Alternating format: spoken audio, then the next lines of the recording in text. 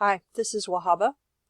We're going to continue on with our discussion about the Universal Worship Service. And I wanted to focus first on the ritual itself, which, as I said in the first video, is something that all Shirags are going to have to, if not memorize the general order, at least become very well acquainted with. I mean, I will say that at no time when I was doing universal worship on a regular basis, and at one point I was doing it every week for people, at no time did I have every component of the ritual completely memorized, in the sense that I could just do it off the top of my head. I always had to have the order of the service in front of me, because if the energy got up, and we had a very inspired moment, I would just forget where I was. So I always had to have something that I went back to. And I think that, I think it's perfectly fine to have those kinds of tools and helps. But for those of you, this is also for those of you who don't know exactly what goes into the Universal Worship Service, there's a whole procedure whereby you set up the altar, and that's part of what a Shirag learns. The altar that you see here on the left is the altar, or an altar, that was put together at the Dargah of Hazrat Nayak Khan in India. And it's very, very simple. Usually you have a saffron colored or a yellow colored cloth that acts as an altar cloth. Then you have the various 6 traditions represented equally on both sides. There are 6, so initially you would have 3 on one side and 3 on the other side, and then you have a couple of extra candles here. I'm not sure exactly what they represent, but one of them is more than likely the candle that represents the tradition of Hazrat Nayak Khan himself, or the idea of unity, so to speak. And then you have the unity candle, which is usually placed at a slightly higher elevation and beyond the other candles. And then it's very common for there to be flowers or other decorative items on the altar. In fact, Hazrat Nayak Khan does suggest flowers specifically. Sometimes incense is used, sometimes it is not. It all depends. In our particular venue, when I was doing it regularly in Kansas City, we generally had incense. But sometimes we didn't, if some people were really sensitive to that. And certainly fragrant flowers can operate as a substitute to that. And there are people that are allergic to those as well. So what you have to do is, when you're setting the altar up, you have to think about the people who are going to be coming. You may have to do a few inquiries to see if there are any limitations, any allergies that people have. You need to pay attention to the space, obviously, that you're in, and this will determine how large the altar is. I mean, I have seen perfectly suitable ritual altars in very, very tiny places.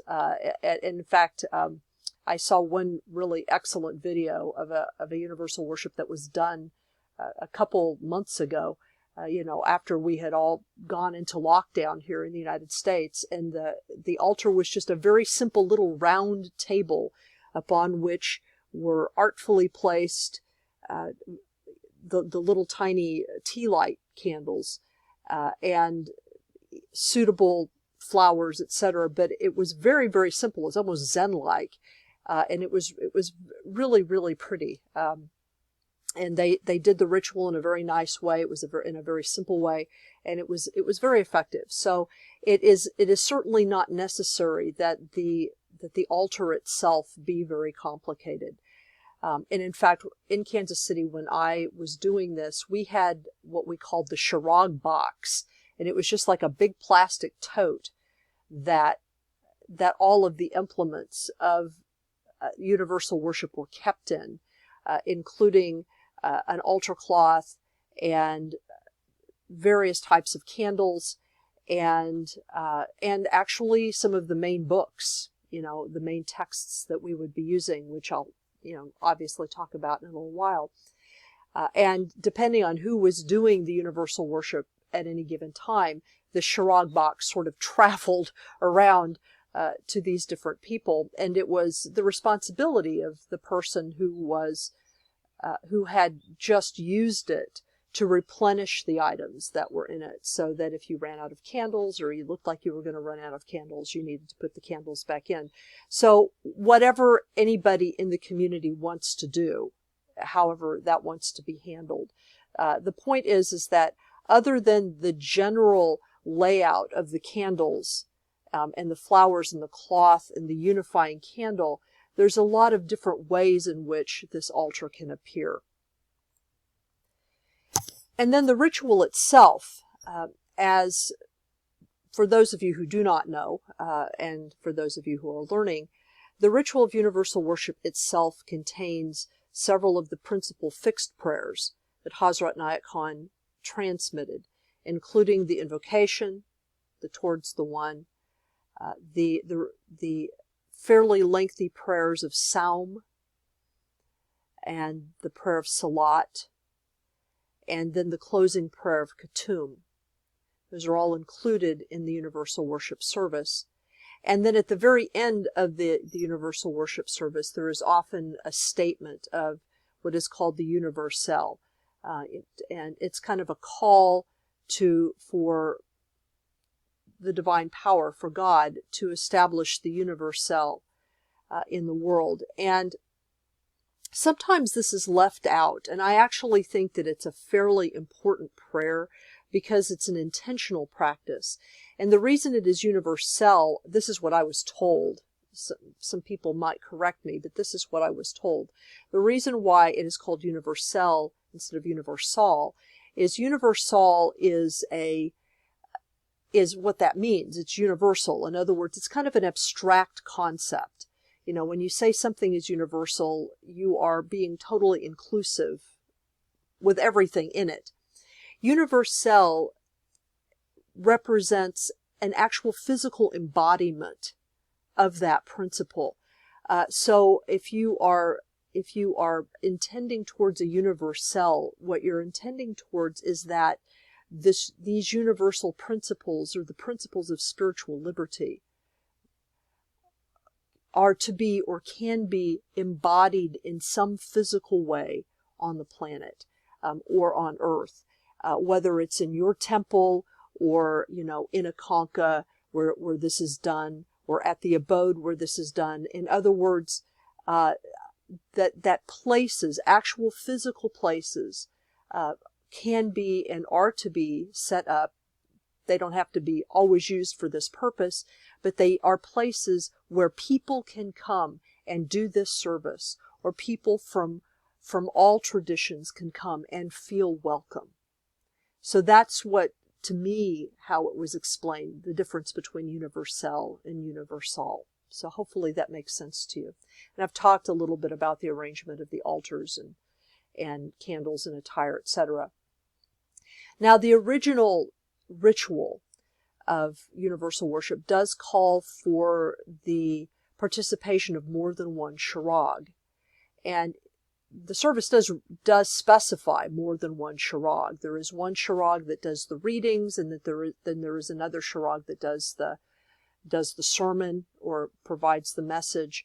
And whether or not these Shirags are the same people that light the candles or not, all of that can be decided, but essentially the idea is that there's to be more than one Shirag that is participating in the ritual as a whole. Now, that's not to say that it is impossible for one Shirag to do it. In fact, generally when I performed this ritual in Kansas City, I was the only Shirag that was doing this. So that can be done.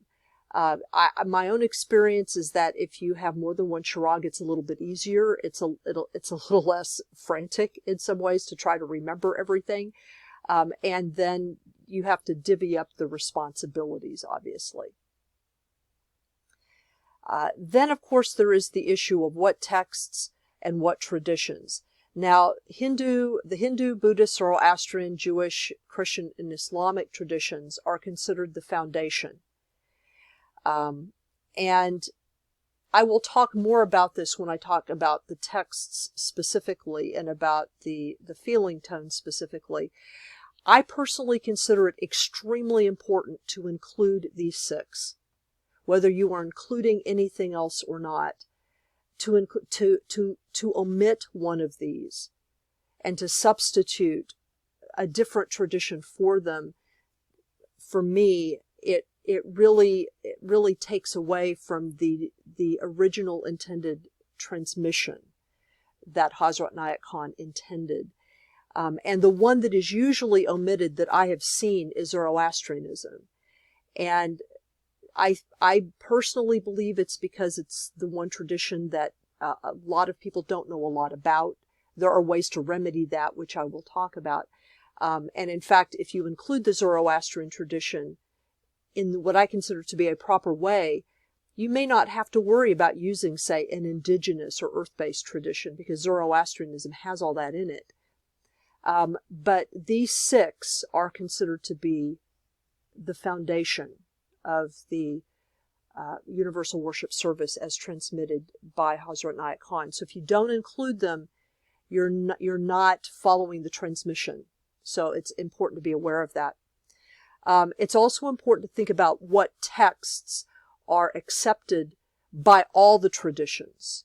In other words, by all Hindus, by all Buddhists. All Buddhists, for example, accept the Tripitaka, and they accept the Dhammapada, but not all Buddhists accept the Lankavatara Sutra, or the Pure Land Sutras, or a Zen writing, or something from, Mahayana Buddha, something from Vajrayana Buddhism. So what I was taught was that whatever texts you pick, they need to be texts that are acceptable to the entire tradition. Everybody in the tradition agrees on those texts. If you don't know what those texts are, that's part of what you're studying to learn about.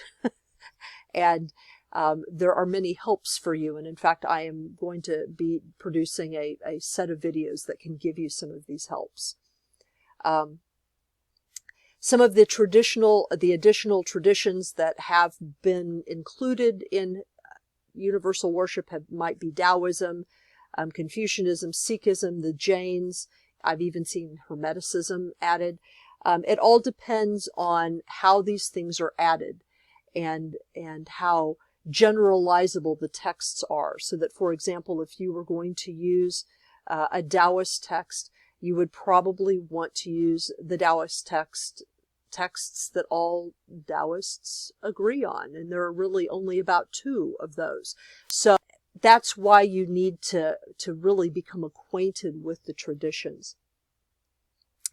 And the last thing I would like to say about this is that in lieu of formal worship, it is possible and advised to use the format of the universal worship service as the basis for a daily contemplation.